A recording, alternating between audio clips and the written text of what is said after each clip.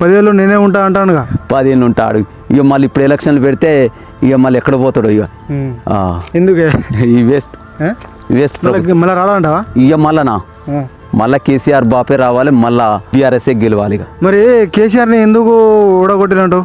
కేసీఆర్ ఈయన మాయ మాటలు చెప్పిండు.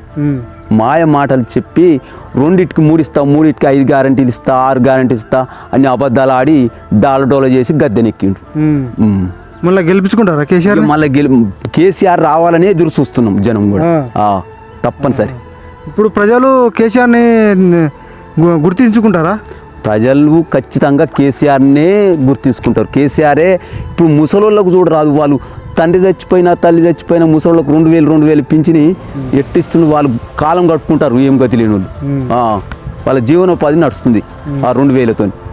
ఏ కొడుకు ఇవ్వకున్నా, ఏ బిడ్డ ఇవ్వకున్నా, ఏమైనా పంచాయతీ అయితే నా పెద్ద కొడుకే పోరా కేసీఆర్ అంటారు ఒక ముసలమ్మ ఇంటి పక్కన.